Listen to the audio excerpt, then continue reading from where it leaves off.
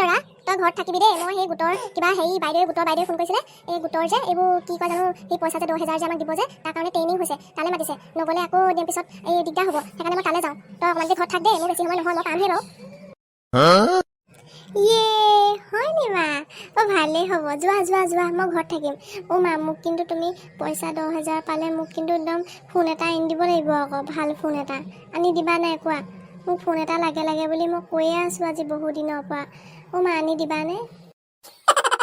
ঐ ল'ৰা তই ক'ব নোৱাৰা হ'লি নি তই এই সৰুতে তোক কিহৰ মোবাইল লাগে কিহৰ মোবাইল লাগে আমি তোৰ সমানত মোবাইলৰ মতো দেখা নাছিলোঁ গম পাওঁ নে নাপাওঁ তই মোবাইল লাগে তাতকৈ যদি ক'লিহেঁতেন মা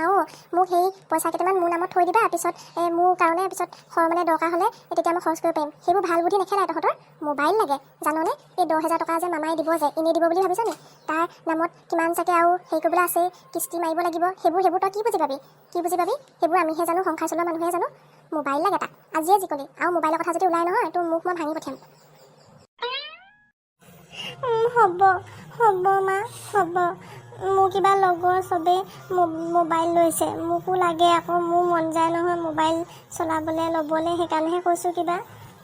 হ'ব নালাগে হ'ব ভালদৰে পঢ়া শুনা কৰ ডাঙৰ হৈ কিবা এটা কৰিবি তেতিয়া নিজে ল'বি গম পাইছ নহয় সেইকাৰণে কৈ থাকোঁ পঢ়া শুনাত মন দে পঢ়া শুনা যদি ভালকৈ কৰ পাছত যদি চাকৰি কৰ তেতিয়া চব নিজৰ মনৰ খুচিমতে কৰিব পাৰিবি তোক এই সৰুতে মোবাইল দি মই পিছত হেৰি হ'বলৈ নাই গম পালি